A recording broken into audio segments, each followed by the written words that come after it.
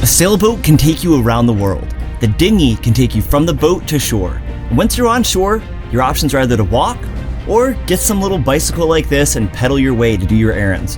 But that won't get you very far or very fast. This is the HOVSCO electric folding bike with fat tires. Basically a dirt bike you can put on your sailboat. Welcome on board Adventureborne. Right now, midday in July in North Carolina. It is hot, and the last thing I want to be doing is going walking around town to do all my errands. So this is what the HOVSCO bike looks like, all folded up. Now you can still fold out more pieces of it and get it more compact than this. This is all I need to do to get it in the back of my boat. Now we want to test it. So there's no better way to review a bike than to actually go use it. Let's go do a whole day's worth of errands in just an hour.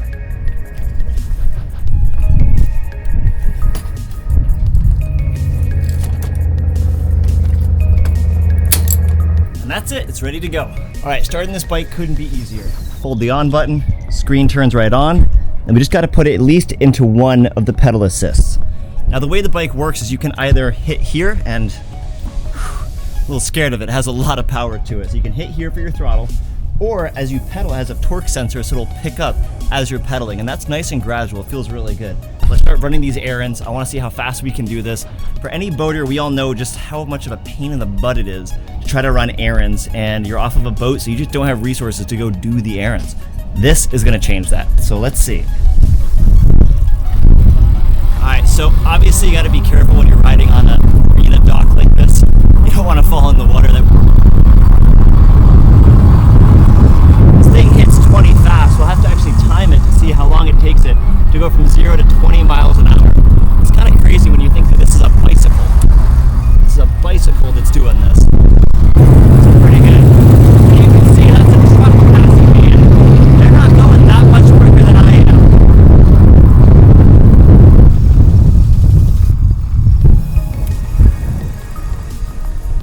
How long did it take us to get up here? From all the way down there is my boat. Only 3.5 minutes to get up here. Super quick, didn't expend any energy, and I've cooled down a lot because of the breeze. So let's keep this going. All right, now we're gonna actually go downhill. 6,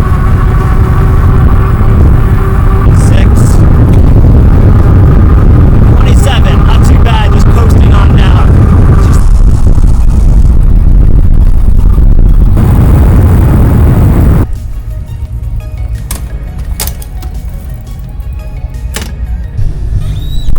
Big part of cruising is trying to get Wi-Fi when you pull in different places, and also get some air conditioning, ooh, and some treats. I guess you can use the selling point of it makes life a little bit easier to be happy. All right, now that I got my little cool drink, I can hit the road again, got Wi-Fi.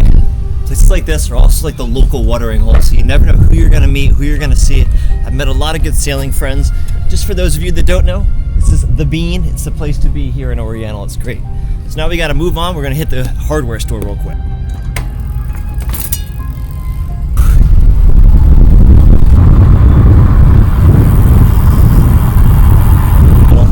It's gonna go over any sort of terrain.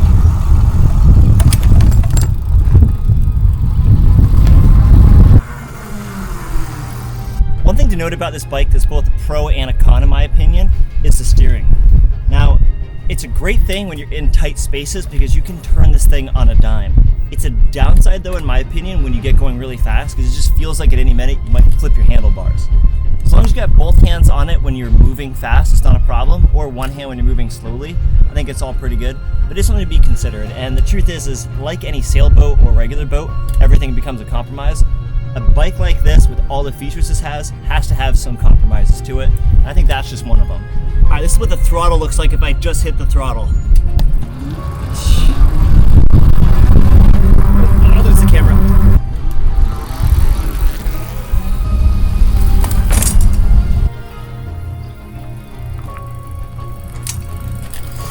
So I had to take a quick detour to the park here. This is about a mile from my sailboat, and you imagine, like, I love to come here and play pickleball.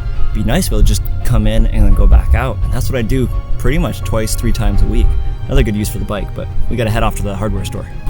Obviously, grass like this is no problem on this bike. Riding on the main road, I feel more like a vehicle than I'm on a bike. Weaving in through through traffic's no problem. Alright, made it here to the hardware store. Now we're gonna head over to the dog park.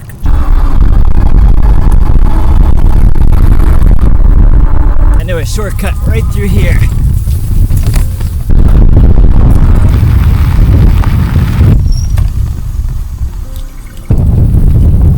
Oh, this is perfect. See just how much torque this thing has. How hard that would have been for like a normal bike. I mean, that's pretty steep. I'm definitely not doing that on my normal folding bike. Let's get that on another perspective.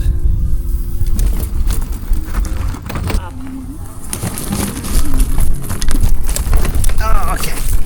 Ooh, I need a little bit more juice than that. One thing that's nice is at least when I'm stuck here, the bike can walk itself up. No problem. Yep, just need a little bit more of a boost here. Whew.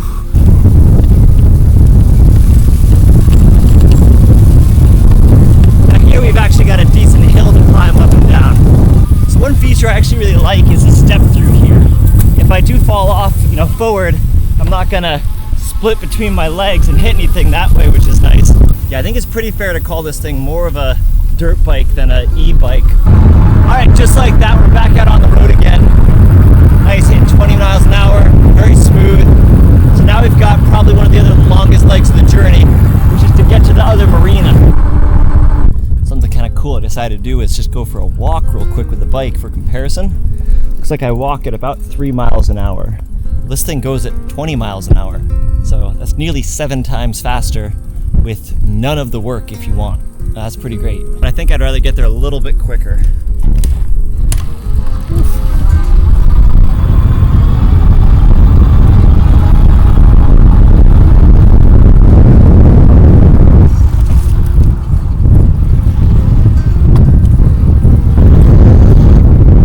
So we made it out to the furthest point of the marina here. Pretty windy day. By boat, this would be just around the corner here. But by land here in Oriental, it means going way back in all the way around to get here. Pretty far distance to go, but if there's something wrong with your boat or your dinghy, you're not using it to get around, and that's why the e-bike's great. Alright, one more reason I just thought of the bike is great. Mosquitoes. 3 miles an hour, a mosquito is keeping up with you. At 20 miles an hour, you are bug-free. That is well worth its weight in gold. And then it's off to the grocery store. Let's keep going. This here is the Piggly Wiggly, the town's local grocery store. Now I got myself a gallon of milk and a gallon of chocolate milk, and look at that. It just fits right in there. This thing's got a max capacity at 10 kilos. I don't doubt it. I forget what they said the max capacity is back here, but Nicole usually rides back there, so it can at least do that. Back over my shoulder there, I just saw somebody on a folding bike pedaling. They looked like they were in pain, like actual pain. Feel a little bad for them, but that's why the e-bike.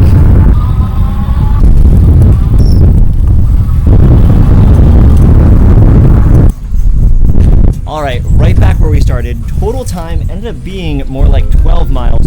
The total time ended up being 43 and a half minutes to do all of that. Not including me meandering around, but just for ride time. That's pretty darn quick. And look at the size of these things. Anyway, let's go talk about some pros and cons and compare it to a regular folding bike. Alright, let's talk about some of the pros and cons of this motorcycle of a breakdown bike. First thing I'll say on the pro side is just that this thing is like more like a motorcycle. It's much more like a motorcycle than this thing is a folding bike. I don't know what the weight is on this thing, but I know I can barely pick it up with one finger without really straining too much. This thing weighs 65 pounds, so it's kind of a pro and a con in itself.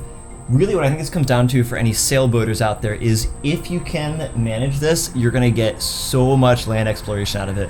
Which, as I found after 6.5 years of living on a sailboat, that's something that I was really missing out on, was I just wasn't getting out on land. I was getting out on the water, but if I had to go inland, I wanted to actually go see something, it just wasn't going to happen. So really, really happy about that with this. When I did have this one, it was cool. I could go do little errands here and there. I could put this thing into the shopping cart, and that was kind of unique, but it just really limited me. I wasn't going to go super far on it. I like the fact that this has the big fat tires versus, look how skinny this is. Look at the difference in tires on this. This can slip in between planks, boards. If it's concrete like it was at the marinas I was at today, that can actually go between it, which is super dangerous. I am definitely more likely to trip and fall on this thing, and it's gonna hurt pretty good because you're still up high. It's super tippy. Versus this thing, even if you do fall on this, because there's this right here that you can swing your legs through, versus on this, there's no way. Like, your legs can't make it around. You have to try to get out the back really quick. But this thing, it just feels really, really safe. So it's a huge, huge pro for it. As far as space goes for bringing things, there is basically no space on this thing, and most of them. Sometimes I'll have like a little basket back here, but then they start getting a little bit heavier and they get substantially slower. This thing, you can take off the front basket, which I would recommend for storing it, for stowing it. The back one here doesn't really take up any extra space. The fact that another person can sit on this and you can just go for miles and miles and miles, that is really cool. This is effectively a 2-person vehicle versus that is definitely a 1-person one. So I think that is a major, major pro to this. Again, the range for this thing being electric, you're looking at 40 to 60 miles, depending if you're pedaling or not, which today I really didn't do a whole lot of pedaling. That is so cool. I think the most I've ever done in a day on this may have been like a little under 10 miles. I think in Antigua is the most I've done there. The other thing is too, is like, it's so small, it's so tippy. If your car does barely clip you, you're going down. Versus this thing, like, I don't know. I mean, I think the color, I love the color on it, but also cars see it really quick. People definitely watch out for you more when you're on this. It's just bigger, and bigger on the road is absolutely better. Off-road, then let's talk about off-road. This thing is just an absolute champ. The fact that it could go straight up like an asphalt rubble pile is pretty cool. This thing cannot go up hills. Like, you can technically do it, but it is so much work, you just don't want to do it. This is really good for like a nice flat city, maybe around the marina, but this thing will literally take you from one end of the island to the other and back. If there's sand along the way, it doesn't matter. It's an all-terrain breakdown electric bike, motorcycle, dirt bike. Like, I wish there was a better name for this, but there really isn't.